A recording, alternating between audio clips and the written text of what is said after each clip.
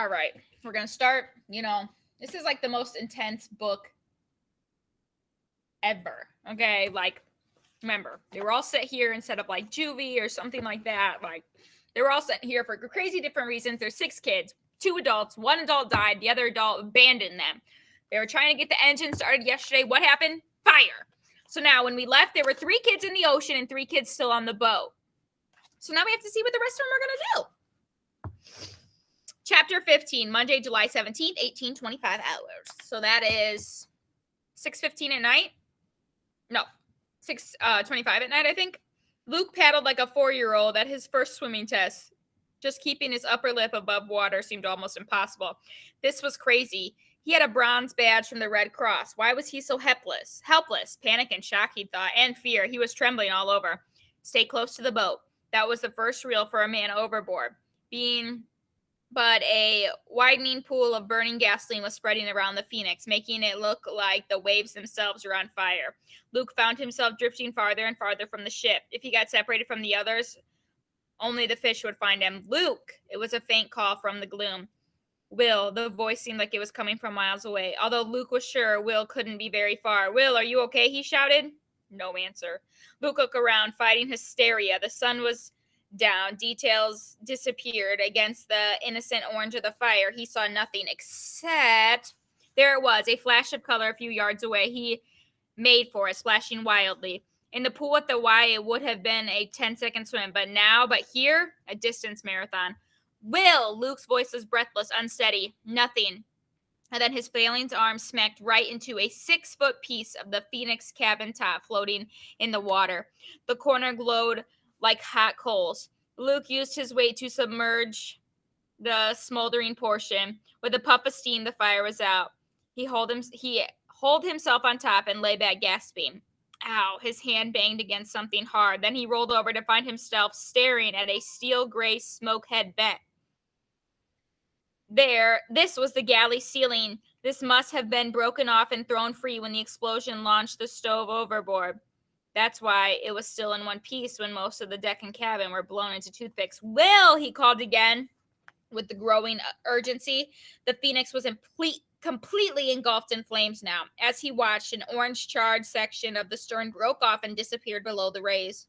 The rest of the schooner resettled herself, rocking to and fro into a new balance. Could there be anybody alive on there? Suddenly, he wasn't the only one. Surely he wasn't the only one left. Will, he bellowed. Liza, Ian, Charlotte. A pause. JJ. He'd even be happy to see JJ at this point. So right now, literally, he can find no one. It's just him in the ocean and a giant fire. Luke! It was Will, no question about it this time. Careful not to lose his balance on the cabin top, Luke rose to his knees. It was almost completely dark now. Then he saw a flailing arm. He stood up. Dare he stand up? There, 20 yards away, someone, Will, was rolling in and out of waves, clinging desperately to a mangled deck plank. Luke flung himself back on his stomach and began to paddle. He looked up. Will wasn't an inch closer. Here in the open ocean, the wave action canceled out whatever progress he could manage. To save Will, he would have to swim for it. Swim for it? Was he nuts? He was weak. Could hardly force his arms into a doggy paddle. A few minutes ago, he barely made it to the cabin 10 feet away. There was 5 times that distance, at least. And the same again coming back, dragging Will, who might be hurt or burn. It was insanity. He'd drown the both of them. I can't hang on much longer, Will called. The decision was made. A slim chance was better than no chance at all. Luke threw himself off the cabin top and hit the water. He drove each stroke deep into the waves, fighting the sea and his own exhaustion. His eyes stung with salt, but he forced himself to keep them open. Can't lose him. Can't lose him. He tried to call Will's name and came up choking seawater. Alone. Where was Will? Oh no. He'd lost Will. In a frantic look backward, he could no longer see the floating cabin top. He'd given up his raft, his one chance for survival, for nothing. And then a wave broke, and Luke saw him, still clinging to the piece of deck. Will! Luke blurted out. The boy's face was completely blackened with soot. Will blinked in amazement. Luke! In this instant, Luke realized he must look the same.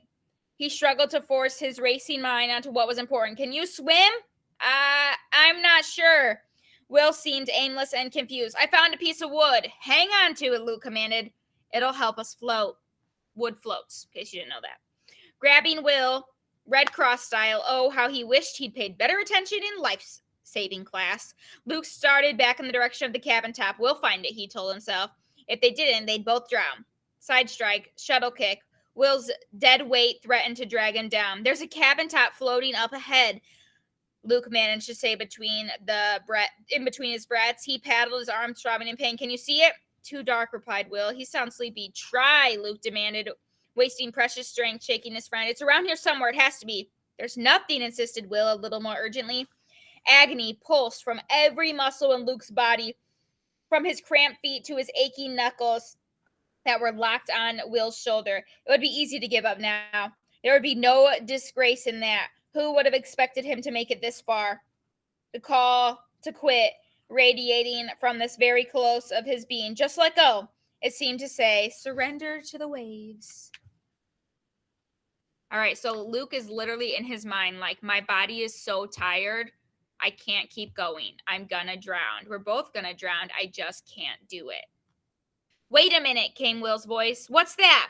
Luke kicked a little harder, like he'd never kicked before, as if he had reached down and opened a hidden supply of emergency energy. He screamed as he swam, from the pain, the rage, but mostly from sheer effort. Whomp! His head knocked against something. That's it, he exclaimed. Will, we found it! Luke pushed Will, plank and all, onto the cabin top. Then he scrambled on himself and collapsed, choking and gasping. The others? Liza asked Will. Luke could only shake his head. Nobody? They turned to face the Phoenix. It was a floating bonfire. White-hot flames covered every inch of the schooner except of the very peak of the foremast, the bow, which had hung so low, was now pointed up like a canyon as the water floated into the ridden stern. They abandoned ship, said Will. They must have. Using the deck plank as an oar, Luke paddled alongside the doomed ship, looking for a path through the burning gasoline that coated the sea. Hey, came a voice. Over here. Where? Chorused Luke and Will. It was pitch dark now. The fire was the only light on the moonless night. Suddenly, Luke saw a faint glimmer of canvas struggling through the waves. And attached to it, Ian, cried Luke, drop that sail. We need it, Ian persisted, panting along. For what? Luke and Will almost capsized, hauling Ian onto their raft. The younger boy was ready to sink the bottom of the ocean rather than let go of a large piece of half-charred foresail and a yellow rubber raincoat. Quickly, Luke rolled to the far end of the cabin top to restore balance. The raft wobbled dangerously for a moment and stabilized. Where are the others? Luke rasped. Ian shrugged helplessly. I was with JJ, but we got separated. What about my sister? Demanded Will. I thought she was with you. She was, Will said frantically, but she disappeared in this explosion. And Charla? Asked Luke. Charla, I mean, she was. Ian's eyes fell on the flaming hulk of the Phoenix. Oh, God.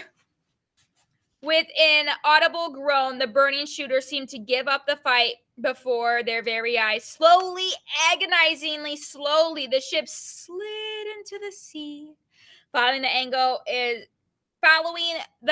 as its rised bow. The split second before it disappeared beneath the waves, a dark shape plunged off the tip of the foremast.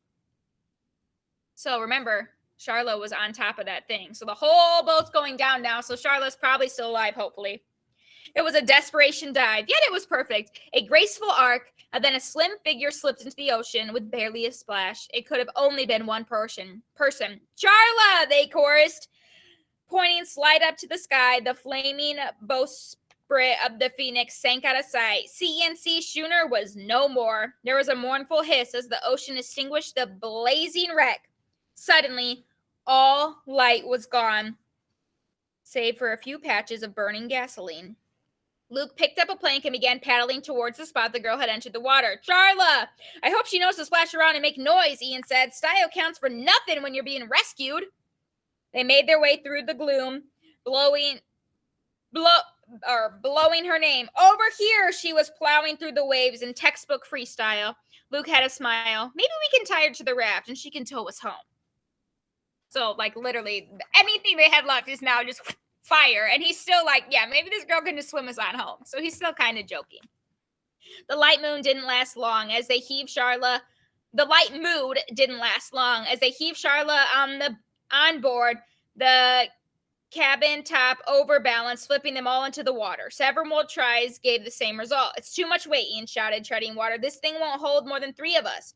What are we supposed to do? Asked Charla, her voice shrill with panic. Go enemy, an enemy, and the loser drowns? Nobody's going to drown, panted Luke. You 3 climb on, I'll hang off the side. Charlotte was aghast. Are you crazy? You're shark bait. We'll switch every few hours, Luke decided. It's only going to get more crowded when we find the others. He cupped his hands to his mouth. Liza, JJ! But the calls went unanswered. And when the last of the gasoline had burned itself out, the cabin top bowed and rolled into the silent world of limitless black. Okay, so we have not heard from JJ or Liza, but 4 of them are safe. And when I say safe, I mean, are they really safe? No, they're on a stinking piece of boat that was blown up, okay? So they're really not safe. They're in the middle of an ocean, and it is pitch black outside. But 4 of them are together. I would rather be with someone than alone. All right, Chapter 16, Tuesday, July 18th, 700 hours. So it's 7 a.m. Morning found the makeshift raft still adrift in the middle of nowhere. Luke, Will, and Ian slept the sleep. Wilk, Lou, and Ian slept the sleep of the exhausted side by side on the tight cabin top. Only Charla, who hung in the water, was awake. She scanned the dawn gray waves, hoping against hope for some sign of Liza and JJ. Nothing. Less than nothing. No debris from the Phoenix, not even a toothpick. She checked Ian's National Graphic Explorer watch, the cheap mail order thing, but hey, it's the only thing that still worked. Gently, she shook Will's arm. Will, wake up. Liza, muttered Will. No, it's me. Your turn to be bait shark position. It's the middle of the night, he complained. It's 7 a.m. 2 hours. Same as always. No fair, grumbled Will, sliding himself over the side. So they're all taking turns hanging out in the water. The switch had to be made carefully to avoid flipping over, but after the long night, they were getting better at it. Charlotte squeezed herself gingerly on board. Before she laid down, she got her first real look at the cabin top. It was the galley roof, all right, just as Luke had said. The name of the Phoenix was painted there. Now all that remained were the last 3 letters, NIX. A rueful laugh escaped her lips. Luke opened up a blurry eye. What? She pointed out. There's SS. We're the SS Nix. It figures, he groaned. Come on, get some sleep. But as the tropical sun rose higher and higher in the cloudless sky, sleep became difficult and fairly impossible. On board the Phoenix, the sails had provided comfortable shade. Now the blazing heat was almost unbearable. That's when Ian explained why he had risked his life to save a charred piece of foresail. It's sun protection, he explained. We dip it in the water and then put it over us, see?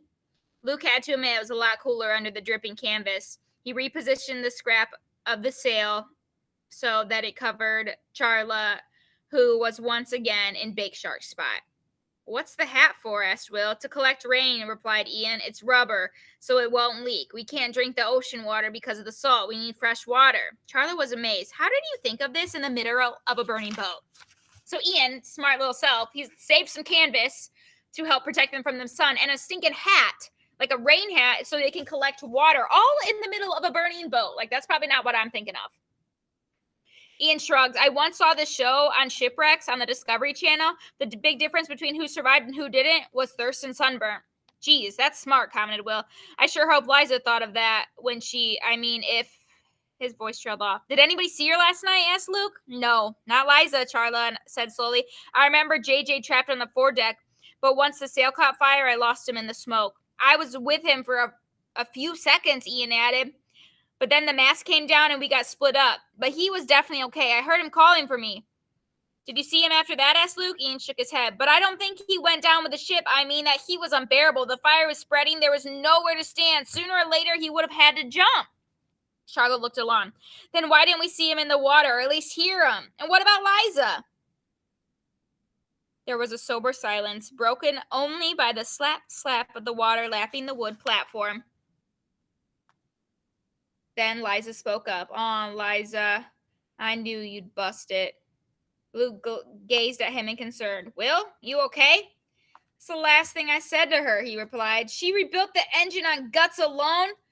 And that was the thanks she got from me. Nobody offered a word of comfort. Will looked out over the miles of the empty sea. I should have been an only child. How many times if he had said that?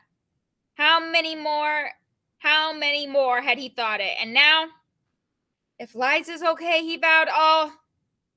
Automatically, his mind sorted through the dozens of promises he might offer up. Suddenly, they all seemed so meaningless, a collection of tacky New Year's resolutions. He finally settled on the one he feared he might not get the chance to make good on. If Liza's okay, I'll never be mean to her again. All right. So, they were all sent to this ship, because of different reasons. Some were in trouble, some watched too much TV, whatever. They were all sent to this ship.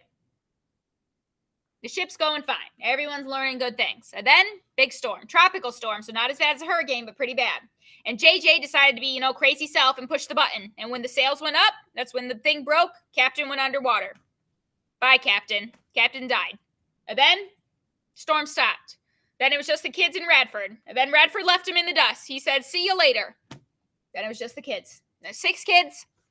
Then a fire happened. Big boom. 4 of them are together and 2 of them are MIA. We literally don't know where they are.